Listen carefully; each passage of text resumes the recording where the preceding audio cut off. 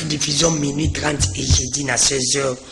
Pour la émission Nabino sur les podiums, cette émission qui est parmi les émissions la plus suivie de la ville province de Kinshasa, qui personne n'ignore. Parce qu'on a bon émission, monsieur sur Makambo Itali Kibonzambe, cette émission parmi les émissions la plus suivie, Mexi Nabino Nyos Bandeko. Oibolingara sur les podiums. Comment va y avoir l'émission Italamaka? Et quand un journaliste passe comme ça, on l'appelle Ndeko Danou qui fout la suite du podium. Et sa grandeur est à Moussala. Tout le monde est à Moussala, oui, Mexi Nabino Nyos Mexi. Bandeko nyonso bako linganga mikolo Mexi Nabino bao bako linganga pike kandi na ko ba mikolo effectivement na zapi moi c'est pobo linganga balinga ka moi si boko mesana est-ce que to mesani na nini mutuna nanga ya mikolo mutuna mutu mituna mutuna mipesa pe réponse place azali est-ce que to mesani na ba pasteur solo est-ce que to mesani na ba église solo est-ce que to mesani na banjimba solo est-ce que to mesani na changement bref est-ce que to mesani na passe tout to mesani na nini ngai mituni za la ngai ba réponse et Zali Abino. Merci, je ne peux pas débuter cette émission sans remercier mon réalisateur, patron de cette émission, c'est Dieu merci, qui est là, je le salue en passant, sans oublier aussi Plino Zinga, Fiston Atunga, Aleka Bongo, Moron Zambé, Christian Banzolo, Doudou Mountique qui est mon directeur de production, sans oublier Romain Makonda, autorité morale de cette émission, lui c'est mon directeur de programme. Je vous salue là où vous êtes en train d'aimer suivre. Merci aussi à notre DG, le député Eli Raphaël Kibuka. Et puis c'est un beau place à Zakolanda, Bissona Kolo, Chene Oyo, sénateur Jean-Pierre Pimba, Yugo, Ngana Lobagana Lobi, parce que tout ça, la chaîne a été mazal et seul, Moutou Azana TV na Congo, et Atika Kaba journaliste Naï, monopole à Osala Moussala. Atikala Obenga Moutouté. Merci na ina pesi mbote mutu na mtazala na mabila yemeyo omweto zo reconnaître bolamu na ebiso dozano na cheno elle plutôt kolonga to kolobango kalbana makamu sisi mais pour la liberté au moins nous laisse le temps de faire notre travail merci na yipe na libota na mobimba nazale senga koyamba pona poko ya lelo mettre shika otozala gina ibobenga ki tellement ebele si tout jeudi na mona ki ba pena bilo ebele bande commission na yamba ki te nazale na place opena kokai ko yamba te on a yamba ki au moins même si nous avons dimanche, Mexina, Beja Bambo Sanga, Elombe, yo, moi, quand nous l'appelons, il a été toujours disponible pour nous répondre à l'invitation. Il y a aussi pasteur Serge, autres années, il n'a pourquoi aller là. Et ce qui est bien, il bango, bakatakate, bango, mais ça, tout le monde, ko, c'est plus de bino, baimbo, au bolanda, kabisona, pourquoi aller là, tout le monde, même si je te le bâtis, à part une il y a l'église des réveils, Lilo, ou l'église en général, même si je te sois là, qui na kokota pe na makambo itali nzembo iza kobeta maoyo nani soki nini to salite est-ce que zali nzembo nzambe za nzemba mukili bref to kozwango mwa 10 minutes avant tokotana si je na biso boya ba melombe mbote kimia na moblanc nzambe nzambo abombi biso apateli biso atiki biso na bombo toujours komisaika parce que azan nzambe mission a pesi biso pour poto accomplir la bonne situation. Maxime Benjamin Melombe, je suis toujours avec vous.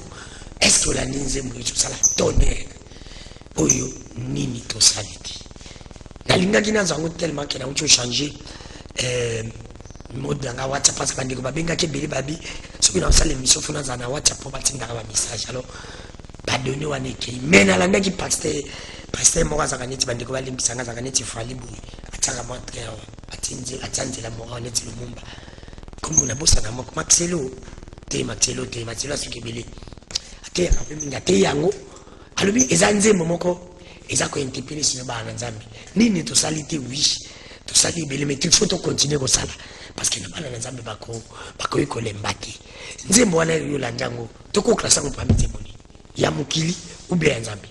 Bon, merci Nzambazo beaucoup. Na landi penzango na mozindo pinate eza nzembo moko pour ils ko interpeller conscience kaka ya bato n'a rien à voir sur la spiritualité. Donc, koloba ke classé que ceux qui sont nzembo nzambe to nzembo mokili, eza nzembo yo ezaka pona ko interpeller conscience ya mutu nyonso. Ko réveiller kaka conscience ya mutu nyonso. Mais na kati ya nzembo wana baspe ésotérique pe eza epele.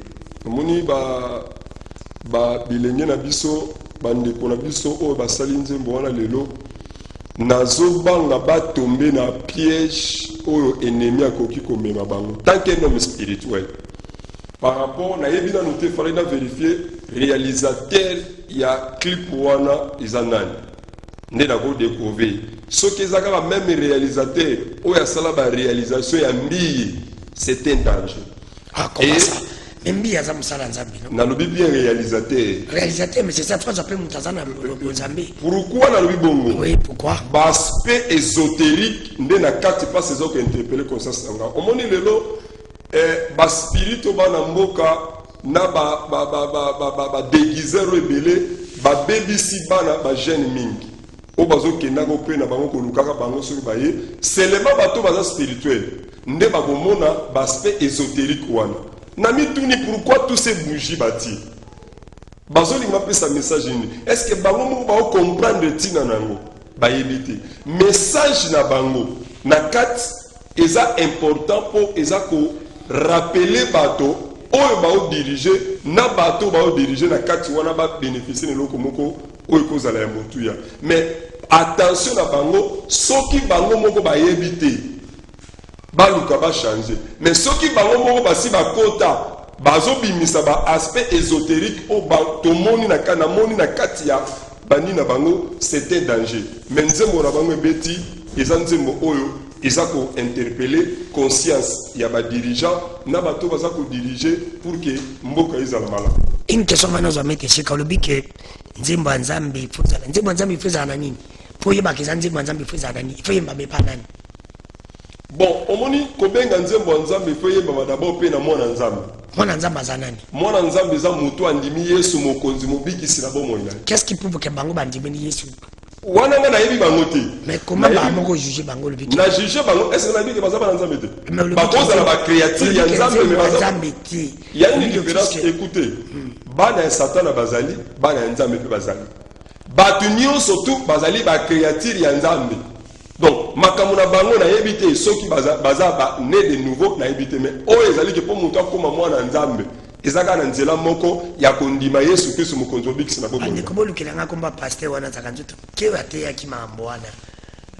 Asota ngela nga peut-être musu pasteur wana boye musu ba pasteur wana akanga photo kala na fali boy. Pasteur ngo bokanga photo kala na fali pa kenda otala yi. Na landi ete. Zamanzuto ke il a interprété vraiment nzembo na kombe goya. Alors mete shika.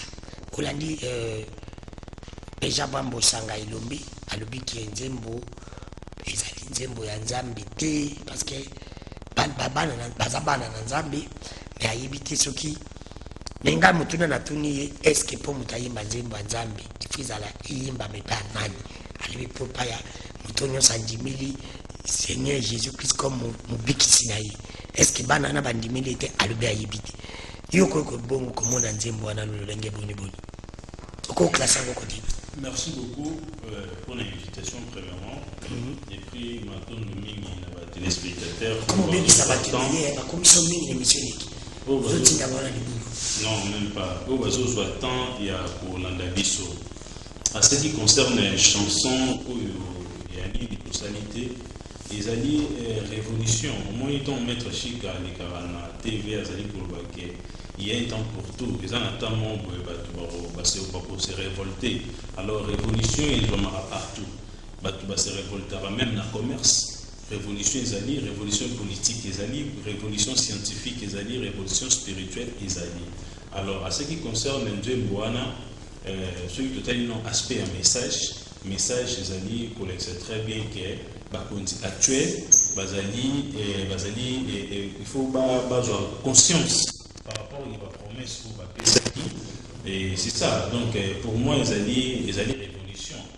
révolution alors à ce qui concerne montagne banzambe nzembo mongwe là ça la vraiment d'accord te na la différence c'est parce que bango nyonso bakota la studio bon na utanga studio moko ngamona par exemple indien na mona déjà ebélé le même micro émission X oyemba le même micro oyemba baza produit par des mêmes producteurs babeta la même salle donc bateka la CD ndenge moko côté monté na mona déjà que pasteur Boitier concerne au fini les a raté bon tous les arabes payants et pris le même bêtise oyo bango ba benga ba musicien profond ba sala vraiment bon ba sala ba acteur ya ba film pornographique na ba téléphone na biso ils a soi disant ba chanteur nzambe donc ngai pa ngai la bassin vraiment l'ingoko tâté. Mais Teshika, mais vous êtes toujours là, d'abord je vous relance par rapport à ma question. Maître Pasteur Francis, Moussala Nzambi, Azinzembo, Atei Yango, Alobi, que nini to salité, to zananu ya kosala, Nzembo aniza malamu, mais il faut que ça va encore courage. Quand un pasteur, un homme de Dieu, il a du courage, il y a côté encore la chaîne, comme modifier Bana Nzambi, Nzembo, quelconque. Est-ce que Zanzemba, parce que il dit que homme de Dieu. Oui, normalement, c'est parce que une prédication na page Facebook na publié qui a parce que nyonso oyo montazali kosala ya malamu biso ba homme spirituel to soutenir akango donc elingi koloba te ke bato yo ba satanisa ba un message a bien été. Alors, en ce qui concerne la réalisation, il y a clip Nenge Beraja Lopé. Donc là, on ne peut pas vraiment entrer dans le dedans. Mais ce qui est très important, c'est que cette chanson, il y a révolution. Ceux qui vont conduire, ils vont pouvoir en place. Ils vont comprendre l'acte et le message. On a été aux à la passe. C'est parce que payer des révolutions, et ça, les malades à partir de Nzembo. Quel monsieur Balanzaka Bissonzembo, Wana Malimbi, Pasteur Serge, Olandi Meteshika. Bon, malgré que nous avons dit Bakaïté, mais au moins, ce qui est vrai, qui a sa pleine raison. Même ma bêtise, on va passer au sala. Tout le monde m'a mis bandé comme les bisangana, mais Babolumbu, ya batou, ya ba pasteur, quand tu payes belé, tout le monde a mis passer l'ensemble. Tu peux passer l'ensemble, beaucoup de bisous, vous avez un point négatif et belé qui est positif. Et quand vous dites que non, déjà, qui est l'homme de Dieu comme vous, à l'objet que, bon, il ne peut pas tout à fait classer un Nzambi, mais un homme de Dieu, n'a chef d'ailleurs, a dit comme modèle à sa évangile.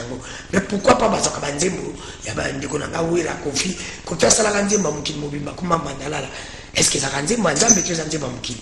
Est-ce que Nzembo Mukili parce qu'il n'y a pas de Kokovi? Et c'est Nzembo un pasteur déjà, comme côté, et ça quand même Nzembo Moko encouragé, tout côté on peut Nzembo Nzambi, comme il tape dans l'église. Pour la commission, ça va Nzambi que.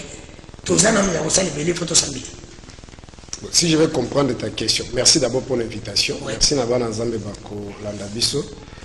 Ce qui n'a comprendre la question, est-ce que Ezali a koluka koyeba ko décortiquer Nzembo wana bandeko wana bayembi ya MPR Nzembo ya Nzambe? Je sais pas. Bon, ce que ezana wana débat eza penza kunate. Ce qui est vrai dans tout le monde a quand même la philosophie, dans la négritude. Tango, bande konabiso bakoko na biso kala ba africain bande konyoko la bango, bande koyemba. Dans nzela lo yembo nde bande ko sala ke bato ba se souvenir nesika ba uta e ba mona nini o bango baza ko sibi pe permettre bango pona ko zo makasi ya koyeba ko trouver solution na ba difficulté bazanango. On même na kati armée ba soda ba yemba kapé. Ce qui ngonga mo ekumba to ko yemba. Puis na kati ya lo yembo nazali na posa tetos kota deba wana ya koloba Nzembo ya Nzambe to pesi bandeko ba yembi yango ça n'a rien à voir na makambo Nzambe na kati le prom zali ke ezali chanson moko ya une chanson ya révolte, c'est-à-dire bato bali ko peindre tableau ya mboka ya société ndenge bakambo ezo tambola. Je crois que tu na côté na ye singla ke féliciter nga parce que na sina to sala no be Michel Belawa susi na biso lingai ko ezalaki ya kolakisa bana na Nzambe que tozali na makambo ya bato tozapi na makambo ya Nzambe. C'est-à-dire tokenda kana église, j'ai toujours dit ce que vérifier mission tout sala no tokenda église pour la vie éternelle. Mais na nzoto boye to na besoin ko sala ba terrasse pour que mbula tango koya mayebuka banda kuna biso te. Tozana besoin ya courant, to na besoin ya mai, to na batio wana banji bato bakotia yango te.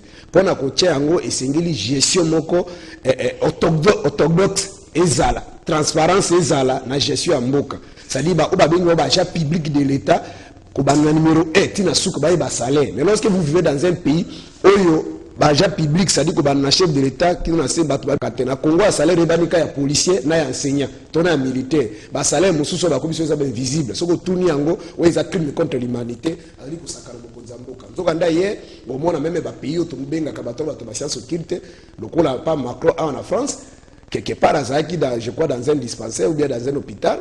Une maman lui pose la question, papa, monsieur le président, vous touchez combien? Alors, je touche 13 500 euros. Ce qui va retenir la source, je reste avec 8 500. Ça y est, ça titibé. C'est juste une sanction. une chanson pour peindre situation sociale ya mboka na biso. Ça n'a rien à voir pour ngai na makambo ya ba spiritualité ou ni nzembo ezalaka spiritualité comment bokomisaka nzembo ya nzambe ezalaka mpona nini mpona nini bakobaka parce que batangi komo nzambe mais pourquoi mais quand un homme de Dieu a dit nzembo wana asaleli yango combatteya c'est pour dire que nzembo moko interprétatif tokotiango mpe l'église tobetiango mpona korapele bana na nzambe ke tokontinue kosala ce qu'on permettre tout le makambo ezali ya débat sur ce sujet là. C'est-à-dire makambo bazo ba nzembo par exemple na Apocalypse chapitre 14 bazo parler si ba chant nouveau ba cantique nouveau ba 144 000 bazo yemba to makambo bazo ba na Ezekiel 33 bazo makambo ya muto azali ko yemba azali lokola un albil chanteur azali c'est un prédicateur le makambo nzembo bazo ba na kati ya Bible ça n'a rien à voir na ba nzembo ba yemba kana ba auto yemba ka ba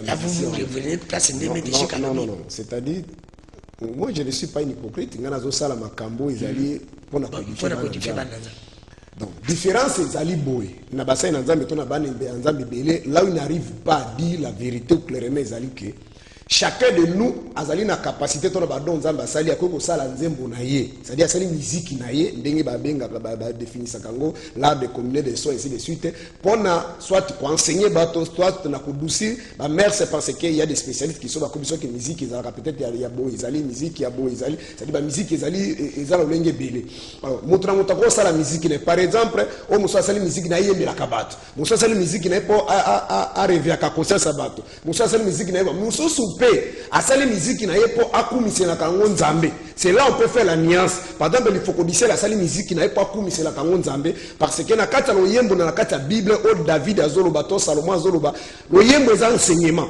Nzembo eza enseignement. Mais les alités à consangisa quand de sala kana donga na sali musique on nzembo nzambe non puis c'est akutra ki nzambe tenza pas pesa ki nzembo wana te en plus producteur zali nzembo na ye akote ka ba CD aye moko se producteur par exemple escroquer akofunda na justice akolobate que non nzembo eza nzambe apesa kinga lokolo escroquenga producteur nzambe moko talai mais akoke na justice alobi que non a escroquenga il ba ka nzembo na ye na linga kande bana nzambe azolanda biso ba comprendre lokona ki chacun peut faire sa musique. Soit azoyembe la bateau, soit azokumisa nzambe. Mais kobaki nzembo eze ute pa nzambe ou ute pa sata. Bon, il faut que ça la débat na muto azali peut-être défendre biloko na pona nuancer. Mais na silisi wana obambe kubasali, c'est juste ba peindre société petala ki makambo ezotambola te to so conseil. Ce qui peut français alobi yango alonguka na loya ba hypocrite po ebele balobaka so yemi nzembo wana o nzembo ya satan. Mais nzoka nde bayoka ka pe yango ezalo kola debu congolais to yemba ka bisoso bongo ezaka ya sata to eza nzambe. Donc si passer c'est Jésus ta d'antenne belé rappeler qu'il y a un peu pour la deuxième partie na kata parce que expliquer mingi ko le kabaninga Beja Bambo Sanga Ilombe ezaki pasteur Francis kate ya kiango. Alors na yamba ki on a mette chika semaine l'équipe bato ba bengi belé à cause ba testo mususu et bozo maloba nako kende balobi na tuna yo mutuna Beja Bambo tangi catholique ya kolbabi mais est-ce que lelo oyo église de réveil na Congo par rapport na makambo meteshi kalobaki ce qui za ko bomba Congo ezali komi bomba parce que église de réveil bino ba pasteur boza ba hypocrite est-ce que bande ko bana raison. Bon, naïbi d'abord tes questions que na malamu le but kolobaki kotanga catholique bon le fait kotanga komba catholique naïbi ce que ça les kolobaki na question je me rappelle quand vous dites que non église de réveil ko la musabatu na losambo. Ah, et vous la musalosa et vous la musalosa vous doit marama catholique et non la catholique. Ko la par rapport à l'église autorisée. Oui. Nazo le lubango clair ah. Na lobaki nazo lobela beaucoup plus place nga nazali. Tant ba lobela le christianisme bato nyonso babenga makana kasa christianisme c'est-à-dire ba chrétien catholique, kimbangiste, ba orthodoxe, ba pentecôtiste, ne pas belé ba chrétien. Parce que na lobaki na lobela beaucoup plus réveil onga nazali. Onga nazali chrétien catholique té. Donc na boko lobela makambo na ba. Marie Sibiye mettons pas le bi au utaki na catholique. Mutu nyonso za chrétien na ère na Congo abanda na catholique.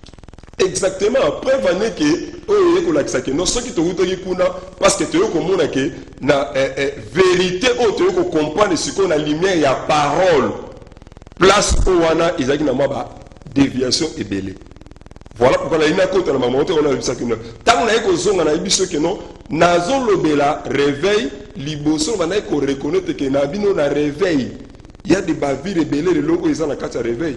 Mais or kaka na kata réveil wana les loso ki batu ba comprendre ngo malamu. Na ba oyo ba osale la réveil na ndenge ya solo. Voya malamu ko biki sa bato kaka soki to landi lolenge ya vrai. Alors, l'église de réveil. Parce qu'il a passé dans la attention. Oui. Alors, papa Moko Abenga Kinga, papa Lomboto, je crois, il a été papa Lomboto, qui gouvernait à Tchop, si je ne me trompe pas. Qui gouvernait à Tchop, on a appelé ce mot de place à Zali, papa Lomboto. À lobby, non, sujet d'ambition Zalaki, dans ma cambo évangile, nous a suivi à lui. Sujet d'ambition Zalaki, apport. Il y a église de réveil dans Mboka pour développer Mboka. C'est là où Mete Chika après ça qui m'a le bébé. Puis on va porter le côté. C'est bon. Quand on va que l'église de réveil est portée et le côté par rapport il y a mouvement Chika par rapport il y a Nini on a des zones qui battu. Pourquoi? Parce que base à la trompérité il y a des collègues qui a commis traduit praticien pratique quoi?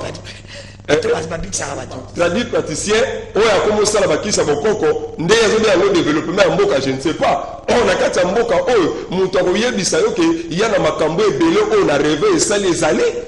À part la réalité, ma bêtise au tout le monde, on a kata ya basali nzambe, eza ko bongisa mboka to ko luka évolution mboka, eza mama osala kisa mukongote. Ba guide rêver ba pasteur pe bazana mbongo mais osala ke loko moko tata pona mboka. Ni ata na école, ni ata ko zabu jamais bosala ka. Mais ba tandis que catholique, ba sala biloko belé yango ba et contribuer na mboka. Osala ba question belé vraiment franchement. Mais ça c'est clair. Moi je pense que ceux qui bango ceux qui n'ont yozolo ba wana, parce que pas de développement et apport. Exactement. Les lots aux awa. Ce qui est au balikam, tout le balikam, la chanson, on va dire, ah, ce qui est à la qui voit ma lame, dès qu'on va comme l'autre commis, ce qui est à la qui voit ma lame, oui, nous allons avoir besoin de ça, ils ont ma lame, mais il y a autre église élevée, ça les allait. D'abord, Christ a été pour un peu sabatuma, pas ngoubi tout kabani, nous sommes non. Aïe na kobongo la moto. Au moins, Bible sur le 2 Corinthiens chapitre 5, le verset 17, livre dit, si quelqu'un est à Christ, il est devenu une nouvelle créature. Christ a été pour régénérer moto. Moto ya kokamba, moto ba kokamba ye. Azala na likanisi ya mabete, azala na mayele ya mabete, que soki andimi liloba na Yesu, moto wana ba mona kati na ye changement. Parce que même si apprécier Moussala, même si apprécier l'eau comme a dirigé à nous, ce qui liloba na nzambe ya solo evandi kati na ye, mutu wana ko penser te ke na yiba, na sala baninga mabe, na bomba, na sala bosongolo, mutu pena za na Yesu, ya solo na kati na ye. Okomona changement ya mutu wana, ya teke ya kosomo mapangu, ya kozala na mituka, ya kosala bosongolo, non, kaka le pete mutu wana, ça dit que mutu wana ko changer na esprit, na âme, na corps na ye. Merci. Exactement. Ça dit, oui, parce que ceux qui bandent de la salaki, malam, les autres ont commandé au combo été, ni ne te salite ni obéta maté. Merci. Benjaba Melombe Bosanga, Mette Chika. Bandiko Balubi, oui, quand même. Qui sont morts pour me tabena tout non, tika ko ya boum sabana na Nzambi. Na baba pratique na yo ya lokuta. Mais au moins ce qui est vrai, est-ce que les gens reprochent chacun de ma pasteur et puis de revenir? Parce que déjà, je me dis que Nini, tout ça, il est tamate. Ceux qui sont catholiques, salaki ya malamu. C'est pour que l'église de réveil apporte plus belé. Apporter belé, il y a un apporter qui m'a n'amboka. Timbo zana qui m'a pour l'église de réveil. Mutalinga qui ne va pas passer, va 100 000 pour la zone ici. Bon, merci beaucoup pour la deuxième question. J'espère que nous bâtis déjà trop à ce qui concerne l'église de dormir, donc l'église de réveil, où nous pasteur Aza Pembeni, peut-être il y a l'objet Azalaki n'a a dit ou dire que l'église de réveil à Portaki, donc c'est Pelanayo Kaye, et après nous allons répondre. Merci. Alors, pasteur Serge, vous n'étiez pas avec nous le dimanche où il est mais tout celui-là qui est à port l'église en général est béni en Boka Rabiso sur le plan de développement en Boka et déjà pour Malinga qui mingi à sa base une église de réveil et puis pour un pasteur qui est de réveil mais les lots où tu as dit dans mon seul peu bouquet malbiqué ceux qui va l'église et même qui va port c'est pour que nanu tosalité lingaka beta mapi c'est pour que dit que l'église oyo tolobi catholique ndi bato bakizaki ye memi na mpe eloko moko te yo koyokoloba nini apart église de réveil ezali memete esika boya tianga lobi église de réveil okindi abengi église de dormi parce que bomema eloko te boyo kolalisa bato bon sikoyo injustice namonaka moke epana ezali ke ntango ndeko na ngai yaka sujet ya église na ya religion na ye tolobaka te yaka kaka kosokipe yaka kaka kosokipe na religion ya réveil mais religion na ye mpe toyebaka te bozokopa il a fallu sikoyo tosala analyse moko comparative ya oyo ya ye ememi développement no ya limbisa akolobaki no tala ya biso esali boye oyo ya réveil nde tongai tocomprendre ke débat ekozala équilibre mais leka ayaka na ye kaka bongo toyekaka église de réveil Humain dans le monde,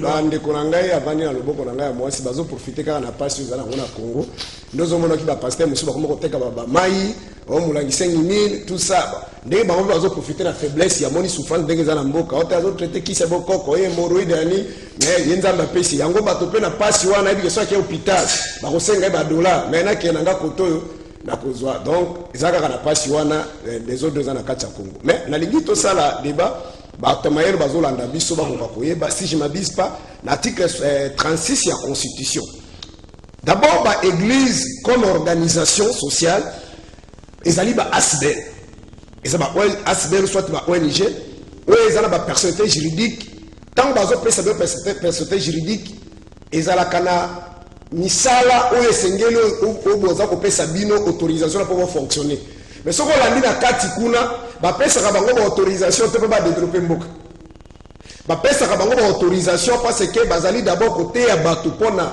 molimo c'est-à-dire sur le plan bavaleur moral et spirituel l'essentiel d'abord ya ba ASBEL nyonso surtout na kati ya baéglise ezalaka mpona makambo etali moral et spirituel et deuxièmement makambo mpe etali social eyaka kutu nsima social ya sima yango moni na article 36 bazosenga balobi ke l'état aussi peut collaborer na ba ASBEL wana ozozo compagnie ba condition de bref biloko to za caractère social l'état na ko subventionner bango parce que ceux qui ba l'église bazalaka ba mission moko boy oyo ezali na caractère moko lucratif l'état fout anga foutaka bango ba taxe pourquoi foutaka bango te pas que bango bazana na côté bien au contraire l'état ne sengela tia bango ba moyen conformément à l'article 36 de la constitution c'est à dire que nous avons l'église que bazali na mission principale qu'on en appelle na kati ya biblia ndenge Jésus lobaki aye d'abord pour la sauver ba âme en dehors de ça maintenant na deuxième aspect de la vie sociale parce que bato na kati ya lisanga mais na kati ya lisanga na tozali bato nde on par exemple l'église catholique l'église pour l'église ebele oyo bazali ko apporter pe ba implice na niveau social mais ezali musala premier ya mo l'église te eza musala ya l'état bazobenga ye c'est la puissance publique ye l'état bengi léviathan yo ba pesi richesse l'état tozoloba nini personne morale moi ezali diriger na ba terre c'est à dire ko bana na chef de l'état na gouvernement na ye na ba institution musu ba pesi bango makoki po ba bongisa société c'est-à-dire banzela misala on est dans l'église et ça rôle à l'état si quoi on va pays sous-développé en général à partir de notre pays l'état a zimbongo ndemo la daki par exemple prendre des c'est ça a des membres ya Congo et ça la capone va proche ba politicien pour l'investissement de FMI na banque mondiale ya kutina c'est-à-dire bozu ya mboka lokola ba minéraux na biso de tekama est-ce que yebi ata ko beba teka na la ko pesa explication c'est-à-dire ba individu ba kitela ba poche na bango là où maintenant je suis contre l'église parce que dans l'église, il y a l'église de réveil, il y a aussi les intellectuels. On va dire que ma cambo est allé ma baie. Mais il se tait, ma bande va kagi nino. Si vous avez un peu de savoir dans un mec qui va être au sambela, pour la besoin sociale, la difficulté à nous autres, nous avons repéré ça, nous avons mangé l'ingé, à repérer ça, nous avons zizila.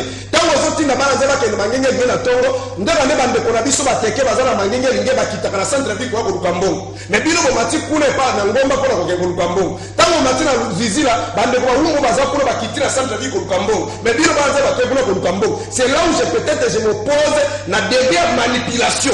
C'est pourquoi moi, par exemple, je termine par le là, où il y a protestant, littéalité, Martin Luther King, à ça pasteur, mais il a travaillé dans la dimension sociale pour relaxer la injustice, l'inégalité dans la société. Est-ce que pasteur Serge, oui, mais la maille, qu'est-ce que Molimo Seliba Izalaka, ou bien Molimo ya Salomon Izalaka, ou bien Zandi passe une étine d'Arabat Babalate, ou bien Zandi passe une étine d'Arabat Bazanda côté. nyonso wana ça fait partie na l'eau. Qui a amené ça? C'est l'église de réveil ou l'église? Non, ce n'est pas nécessairement l'église de réveil qui a amené ça.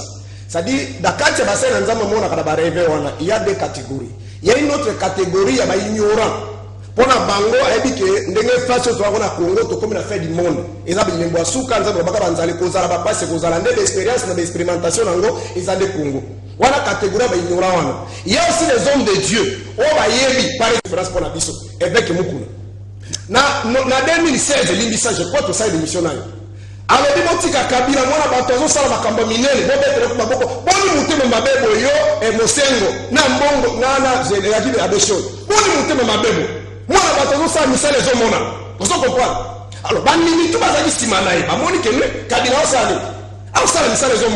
c'est-à-dire Mosengo na ba catholique yo baza bandoki baliki Kabila te. Siko to mona ye kala mingi te awa. Asala ve patotika leki e pa ndeko na Israël mutom. Ala li kutu na plateau. Abi moni Kabila koza mutema mabebo. Komo ko ndoko na biso richesse nyonso mboka ozuba ntepi tutu ale to bolo. Siko oya le baki lobi, no alobi lelo. Vérité ça. C'est pas ça. Il y a des manipulateurs bangoana et ils sont nombreux. Ne bateau sur tout téléméla. Vous comprenez? Ils savent très bien. La tout n'y écoute mais Israël. Bien on est passé dans un niveau il y a pas chez un mboka. Abi oui to sentir même na kata pagne. Et il dit qu'on va bouer, je termine par là. Il y a un moment de quoi boxer au Willy Kalenga je crois. Avec qui dit la passer abi non. Na molina ba poto partout bisika na zali bato bazo semble baza bien. Mais na Congo bazo semble baza kolela. Parce que confusion les gens pensent au niveau à Congo que si on a l'église à 100 000 on a bien matériel. On a bien matériel à Zokango, ceux qui vont personne qui l'État a organisé la société malamu, les entreprises viendront, les firmes viendront et chacun de nous a besoin de coquille par rapport à l'État. Mais ceux qui l'État le point à Bissau. Makambote za Jacob. Autour de la tête, et ne vous attendez de rien. Maintenant, ma mère va faire un zambé et ça la passe comme bazar. Le banc a sabana un zambé, solo à Bakobanga, peut-être Bakokangaye, tout ça ainsi de suite. Et Bazoti Kabana un zambé la carte ignorante. C'est là où ils sont trop dangereux, mais la responsabilité à pauvreté en Boka, il ne faut pas qu'on la tsangola bassin un zambé. Aussi potena peut s'appeler Météché Kamalobé, parce que Azaï Mokobo, Azana Tako, Amasibino. Météché Kapasé, c'est Yatuno Mutuna, Baï Barapété, il faut comparer, je vais me de réveil mingi. Comparer, mais déjà, Bamaï Bakosa, vous avez spiritus. Dans la lycée, vous avez la lumière dans le monde. Comparer lumière dans le monde, l'église de réveil, ils ont taqué comme l'église de réveil. Oui, qui est, tu as le temps, 5 minutes. Oui, merci beaucoup. Nous répondre calmement. Mais, à Tata Balagi, na Liboso, na Souka, mes pères n'avaient toujours raison. Na place ni l'eau, si j'ai allé à part l'église des réveils, c'est même. Si j'ai allé l'église des réveils, il y a les assises autour de l'opéra, il y a un peu de l'opéra qui l'autre. Naï, dans le bagi très bien, que l'église, ils ont m'habité. La religion va me mettre missionnaire. La cité qui presque toutes les religions, ils ont m'habité. Mais le système où on va travailler dans le Boka et faire endormir mission. Le plus pire, c'est l'église des réveils. Je pensais que Bamon est un monopole de la population. Alors, Nini, Bamon tout bas à la ramapé. Il y a les lois ont critiqué, les bonhommes ont critiqué. Il y a plus de à la même place, il y a plus dangereux que Bamon. Donc, il y a plus dangereux que Bamon. Donc, l'église des réveils, c'est la continuité de l'échec. À ta berger, c'est Batiwana. Alors, ça va tous, donc, plus il y a ma bébé que les Bamon. Pourquoi? C'est parce que Bazali ba électeur biblique, mais Bazali ba personne Bazali spiritualité. C'est parce que dans la religion, il faut apporter la spiritualité. Alors, dans la spiritualité, tu recoutes la loi autobéni, il y a science. Dans la loi science, tu peux obéir dans la loi autobéni trinité. Il y a la loi qui espace, temps, la conscience. Bamonde Bazabwe, Batu apesi bango espace.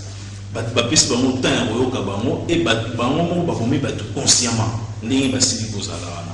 Alors ngai nazali koloba boye, ceux qui sont chrétiens, faites un effort d'être un chrétien illuminé. Un chrétien illuminé ezali nani? Un chrétien illuminé ezali chrétien oyo azali croire en Christ, mais azali peut travailler pour la société. Les pasteurs nyonso au monde bon, la plupart des pasteurs travaillera pour la communauté mboka ote. bango bazali ko travailler pour la communauté étrangère les bazala bazali affiliés na ba dogme secret na ba maramususu basala et puis les bazala même ba compte ma bonza bato bango baliaka ils ont la même partie ils allaient quelque part ba vira pour les intérêts mo pour italien bango. Alors, Église des réveils et me mène sur le côté, sur le plan scientifique et sur le plan économique. Alors, tous les hommes dédiés à se transformera déjà dans homme politique. Pourquoi? Daniel, Azalaki face à un homme politique, face à un président. Sorozui, Moïse, Azalaki face à un il y a un président. Pourquoi on va lui passer exemple? Il y a un personnage biblique. Pourquoi il dit que un personnage biblique va au salaka, va au salaka en côté. Tout qui pour tout citer Christ, va faire exemple il y a Christ. Christ Azalaki face à Pilate. Pilate Azalaki nani. Azalaki face à Hérode. Hérode Azalaki banani. Hérode Azalaki en politique. Alors un vrai chrétien, un vrai luminé, Azalmonto oyo tanguye Azali chrétien. Il faut à se poser dans le pouvoir oyo et ça dit en place où ils allaient au tambola en dehors il y a droit de l'homme. Droit de l'homme ils allaient aux communautés internationales comme la bisoté. Droit de l'homme ils allaient aux nature et servir biso. Ils allaient pour l'inga mutu et pour l'inga entourage nayo le rôle yo mon pe aux allaient pour mininga.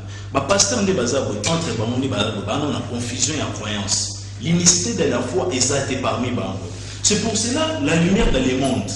Tant que si quand on a les religions on a la silibozala ça les doctrine et religion on a des doctrines pour Christ azalaki des doctrines pour Abraham azalaki le peuple porter le côté il y a on a ça le peuple porter le côté chaque chose a son temps c'est là on a avancé avancer manière alors à chaque ministère ou à chaque religion ils ont une manière nango ya na enseignement na yango l'enseignement il y a des bases où on a une liste pour ça les aïnini pour faire transformer d'abord mental et la conscience congolaise. Balongwa, na ignorance et au Canada, on a l'église de 5h jusqu'à 18h. À tout ça, nous avons jamais besoin de solution. Pourquoi? C'est parce que les guides ne sont pas comme spiritualité.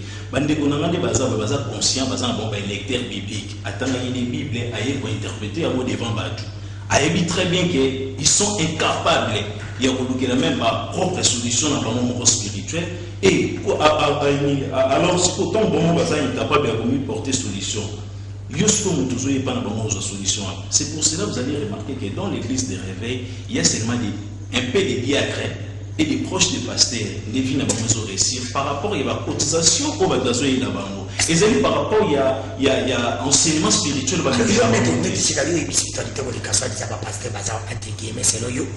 Est-ce que molimo ya célibat ezalaka molimo ya salomo ezalaka ndenge tomonaka bapaster bayeli lo moto abisoka bimika makoti ya kindoki pourquoi l'équipe ezali kindoki nyango kindoki oui baefe wana nyonso ekoki kozala na yango normal mais baprofite nde na faiblesse ya bandeko na biso bachrétien moi bachrétien à part baverse bapaster batera bango bamitangela te Maître Chikaron Nezani, il y a l'église du réveil au Tozomon à Katamboka à Bisso. Ceux qui vendent des bonaments aux autres de la Bango, au tomber toujours par les rêves. L'être humain, la première, non, c'est la solution. L'être humain, c'est ça mon temps, l'être humain, il y a mon à qui pour mieux apporter solution. Enseignement à Christ, les allées quitter pour battre qui nous construit un bâtiment. Enseignement à Christ, les allées pour faire réveiller les biens qui dorment en vous. Nzamba fondra n'est pas nabino ce qui offert et veiller nzambe wana et que yobo aussi la nini pour solution à ta vie na yo. Donc l'église des réveils sur le plan scientifique, sur le plan économique, sur le plan politique, ba memeni biso elo komorote. Même si ba ju église des réveils est toujours mon amour lelo, ba ju ba pesi ba mo ata ba ensemble ana ba sida ko conduire, bon mais la biso toujours une erreur. Donc ba mo bazali conscient que marambuto bazali pour ça là, ils allaient pour apporter na mo elo côté érotique là pe pour apporter elo pour mon côté. Alors église des réveils na kati ya mboka na biso, bato bazali ko kino sambela. Ne vous allez pour qu'il nous semble là, oui, ils allaient très bien. Mais ce que tu as la manipulation, on va passer par la bino, ils allaient m'aber. C'est pour cela que liste de monsieur Zali qui est bon, on a quatre manipulation, on a bino, ma propre maître, ma propre guide, il y a quatre bino. Et puis nous allons procéder là. Pourquoi? C'est parce que le pasteur va aller pour reconnaître qu'un même bateau va aller le devant dans Bango, va aller toujours derrière. Donc on continue toujours dans derrière. Alors, maître Chika, par rapport à ndenge oza komona nde mokonzi ya mboka aza kokende apesaka aza beaucoup plus confiance na chrétien kimbino oyo boye kolalisa bato mpeja mo malobaka bino baspiritu bakindoki aza spiritu te nde aloba eza baqualificatif na ye moko nde apesaka déjà bambosaka totike na 10 minutes partager 3 pas continue olandi medesika expliquer yo biloko bino bosi so yo kolima bible na yo c'est que so yo bible oyende côté bato pona komonisa bana nzambe. Merci. Omoni pasteur Serge Antikoloba awa parmi ba ignorant ezali pe bandeko yo baye ba se déguiser parce que tant azo ba moni les autres églises na ye azo pe église na no beza religion. Je pense que c'est au tournoi plus loin nzambe nini oyo ya sambelaka Antikoloba bisa ote.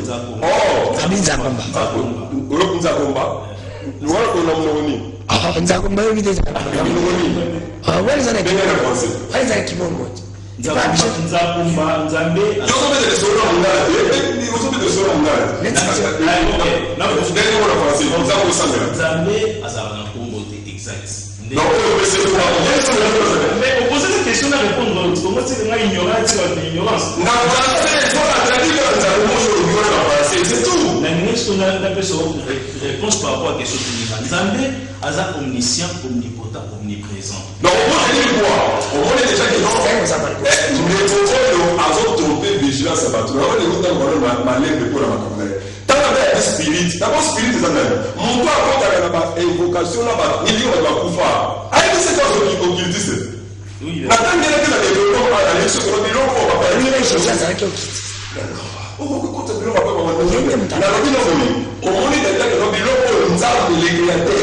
apelisa na bato balimeli bazala ye bakota na lote nende ko ne kosalaka azo comprendre lo spiritualité ya salaka spiritisme ezali invocation ya ba esprit ya bato bakufa donc c'est-à-dire ya kota na contact na milimo ya bato bakufa wala upe ya religion normale différence nini ezala na église noire na makambo ya sana différence na ngani c'est-à-dire religion ya ndenge wana oyo ya invocation ya milio bato bakufa apesa président le plus conseil à évoquer à Salani.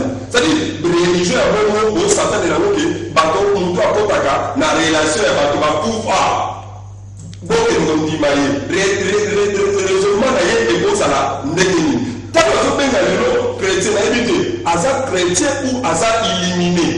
N'a pas dit, on va pas se mettre à mourir, il y a un monde qui besoin de non, Satan a assez des accapages de lumière, va serviteur naïe.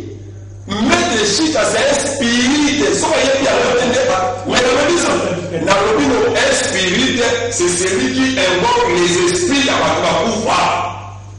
Il y a un peu de la c'est quoi, et pas la religion. Oui, tu vas comparer la zone de l'art. Heureusement, religion a salé et pas la noté. Parce que c'est une question, et il y a comme si église d'ailleurs religion. Mais or, mais quoi, à là, Babylone et le pouvoir asiatique. Alors, mais pourquoi vous activez beaucoup l'église des réveils dans ma bébé dans mon canapé? Ça, c'est vrai, lisez la Bible. Mon doigt attend la Bible encore à Christ a fait un Nathan Wasuka. Et là, la bateau la Congo, Christ avec sa maman, n'a pas qui noté. Mais pas la carte église. Si on a le pouvoir, c'est limité à la Bible. Avant la Bible, on n'a pas quitté. Mais pas avec toujours l'intention d'éliminer. Au moins, ce qu'on va dire, c'est ça. Parce que nous, au Satan, avant, il n'y avait pas un mois si. Avant, c'est la vérité de la Bible. Attends un peu de question. Avant la Bible. Avant la Bible. Ça va bien insister. Non, c'est la lecture authentique. Ce qui, par exemple, ce qu'on va dire avant la Bible, il fallait lever le nom à son nom. Avant la Bible. Maintenant, on va le lever dans la Bible. Alors, il va avec lui, c'est peut-être que vous avez un modèle de personnage biblique. C'est-à-dire que nous avons besoin de avant la Bible. Même si l'on Satan a été dans le bosso, moi c'est la jardin de Eden.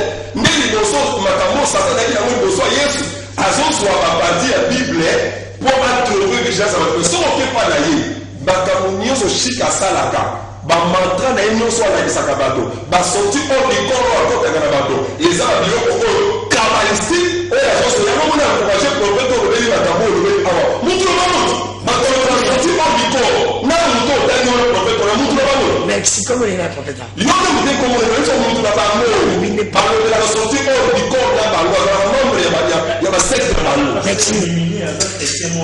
on va sortir sur le sabot et la banque. Pasteur de Serge, pourquoi on vous acquise beaucoup d'églises ébélées, l'église de réveil, karaté, l'église catholique, kimbaguiste, protestante, mais on vous acquise beaucoup dans notre pays. L'église de réveil, ça n'a pas besoin de bélés. Pourquoi? Bon, ce qui est tout débat qu'on a eu pour répondre à mon tournant, on a débat tellement comme la faiblesse, il y a bateau, ils allaient partout. Il y a le but de tout na répondre d'un côté, on a pour la métal, comme la faiblesse, ok, na catholique, la faiblesse, ils allaient, na protestant, ils allaient, tout ça, mais la différence, ils allaient peut-être que la dimension sociale, combat, on va commencer à le quoi, catholique, et que c'est un mois, mingi, tout ça, la canaba, na kata ba réveil, parce que la plupart, na kata ba réveil, makambo tali lokola maela makambo bomoto, c'est-à-dire société koye kola makambo société ebele ba yebi yango mingi te ebele ezalika ke nzamba bimelinga nzamba lobelinga ebele mais super mayele ba intellectuel bazali na bango. Alors na kata ba rêver pozo kuta ki une grande majorité o bazali manipulable na politiciens na ba pays même catholique pe depuis na romantique bazali pe manipuler, vous comprenez, ba qui peut manipuler, on a utilisé pourquoi islam botamaki, pourquoi protester bimaki, il y a eu toujours manipulation, il y a empereur depuis la romantique qu'on manipuler religion pour l'intérêt économique. Mais ouais, biso na kalo kola ya Congo, ils allaient c'est que la plupart des hommes de entre guillemets la carte biso arrivé une grande partie ce sont des ignorants et pour la bango ils comprennent pas makamusu mais ils appellent ba yebi mais bazo sa te bazo banga na bango makamo so koti bakukanga yo bakuboma yo boy faut tala kona musika aza le ya sima bandimi baza fait parce que guide ba banga na mingi liwa parce que ba moto ba mbongo ba kozwa na ba choli parce que guide ba moko ta ko subira ngo et azape batike bongo kutino tu osala ke mono ki makamo kutino Kutuna qui sauve le Congo. Tout ce qu'on a fait là-bas, c'est un montage. À quel moment tu as ça, les gens jouent ça, nous-mêmes, qui sauve le Congo. On y a des groupes de pasteurs, tout côté la Congo, tout baninga, groupe de canquet de les autres, bazaki contre Babiki, Makambazo Salemana, de Bamonta qui dossier la justice ici, parce que Kutuna lobby, Asuki Nasuki. Mais Bambongo, Bakol Babazali. Bongo, quand c'est le même, quand on a Kima Kimbo, on a des républiques, Akima qui a ça de dire, la Kenda qui dit. Déjà, ils ont un moto ici, même ailleurs. Il y a d'autres prêtres, même la Congo, prêtre, monsieur, Basibisa. Au moins, quand na marche, Basango, Banongo, Basango, Monsieur, Babilamba, Batika, Basuki, vous comprenez, même dans rêver de la mais pas la biso, par exemple, à part le continuer au moni, à part le continuer au moni, n'a pas la capacité de s'engager dans la bande. Il y a un dit que est intellectuellement, spirituellement, basama avancé dans la commission, mais la rêver est bazar un peu intellectuellement faible, il comprend pas. Bon, mon souci, c'est que pour savoir s'engager les Tumba, il faut s'en aller, déjà, quand le pasteur a dit que ma politique est ma Satan. Est-ce que ça passe que vous avez quand un pasteur l'église, il dit que ma politique est ma Satan. À bon, ça dit que même un hôpital, ça dit politique est politique est partout. Politique de Tonga Banzela, politique de Tonga, mais makambo eza politique. C'est pourquoi on a dit que politique est Satan. Mais mon confrère, mon église, comme c'est le ministre, ça dit que tu ça l'action de grâce. Ça c'est l'ignorance. Le roi Teza Moukousse, par rapport à Ndeko, l'imisa a dit que tu es qui a débat qu'on a dans l'église de réveil. Bon, ça c'est. Pas comme ça la débat il y a la religion. Si tu as passé l'église de réveil, il y a comme ça l'autopsie et il y a les cas concrets, il y a comme ça. L'imisa de côté, c'est que tu as souka pour la déranger. Il y a la qui ça va église dans yo et ça là par rapport à la réveil, ça l'analyse comparative. Le cas contraire, ça c'est un des autres. Azar profiter kaka, c'est un gourou de Nazana. Gourou est allé responsable de la secte. Ça va profiter de l'ignorance à bateau, pour traiter bateau, qui s'y va. Merci alors je termine par là. On dit ça va dans Zambie que Nzembo au bande de Bayembi, ils ont juste expression ya. Rien te le bel account déjà on peut pas citer sur ça. Merci beaucoup. Maître Chika. Chité. Oui, pour nous citer, dans ces pays, dans les Cognos, on est tout partagé. Religion, ils ont monté. Que non, Tika, tel ne peut pas se défendre dans la religion. Moi, je suis illuminé. Illuminé, il est partout. Il embrasse toutes les religions. Et ces gagnants sont faillis dans la Batambo Kanae. Il a toujours droit d'intervenir. Dans les minutes où je dois mettre des pasteurs de l'église de réveil mal à l'aise. Jusqu'à ma mort. C'est parce que Tiba s'est transformé. Alors, il y a ces pays, il faut reconnaître qu'il y a une faille. Et là, on a ces pays, on va comprendre que va faire les alliés. Ce qui vous avez exemplaire, il y a changer, faire les églises de réveil et les amalam. C'est là-bas que les jours, comme un bon, déjà 6 cours. Donc c'est ça, plus de contacts, plus de 143, 89, 63, 62, 366. 243, plus 243, 89, 63, 62, 367. C'est le numéro, non? 089 67 39 886. 089 67 39 886. Même Jésus, dans Jean chapitre 5, verset 39, il y avait toujours des contradictions. Il y avait toujours des contradictions entre le judaïsme et le contradiction. Numéro de téléphone est 081 32 22 973. 81 32 22 973. Beaucoup monté parce que va passer déguisé, terminer sa justice, va côté la carte église, va soit ignorant pour me on a besoin on a besoin. Merci mon frère John Kabamba le bar. Émission les alaka baleine balia quand on comme on tenga ce qu'on a le bar émission les alaka océan. La plupart océan. Mais c'est ko kauka. Merci la raté. Émission les alaka bon merci. Na bato nyonso balandi biso émission na biso sur le podium ou balandi biso le dimanche. Merci l'équipe nationale na biso le pas mais na opesa bango merci na opesa na mkoza mboka. Merci du président de la République parce que grâce à notre équipe gagne. Ngala lo bana Congo nyonso za grâce na yo. Pour ceux qui mboko za mabe za payo. Ya on a biso merci na lelo. So bi bato l'équipe au mondial te za peka yo. Alors le quoi l'équipe ya et c'est le dernier match. Nazo pesa yo déjà félicitations ba gagner. Ton gagner au salama casque to gagner. Pour ceux qui gagner na ba pesa to police ayo. Pour to gagner ba komisi yoti. Et nazo émission tala ba na moto. Fati bebe to ngapina lelo beto. Mais elle passe Italie. Nous sommes en train de nous merci na bande nyonso boko landa biso émission na biso sur le podium pour lelo na mbeki pona bilo meti shika Baxter Serge Bejabam Bosanga Ilumbi merci na Dieu merci Kifa merci na Christian Banzolo merci na Bruno Nzinga merci na Leka Bongo merci na qui Doudou Moutile mon directeur de production Moronzambe quand même Akonda mon autorité morale mon directeur de programme notre DG Kafari Kibuka Jean-Pierre Biba na bandiko nyonso oyo basala ke to mona na kitoka na bandako na bino kanga ndina soki saka na daja leo na lobi soko lingo yoka sur le poli na ndako ko yoka ngona nini na zolo e bongo soko iloko nini sala ko yeba ke place sur les ali ezali nini miso bongo nini simba rapo elongo la solo wana na ndako soko na batu nyonso wana biloko wana na sala msala makasi c'est pour dire que bani tout le monde est important si tu n'as même moto aza kozanga yoko mukonzi baki yenda sali ki yoko mukonzi pour yende mutavota yo alors bongisa yiko je n'ai pas cité le nom de quelqu'un ce qui est blessé c'est pour dire que ça ngape na fanja na bandage ni sote na aussi sauti et msusu mutumsango ya sala ngo plike ngai nini batu ba okanisa ngalelo pour sur le podium tukutani mbalasi bye à la prochaine.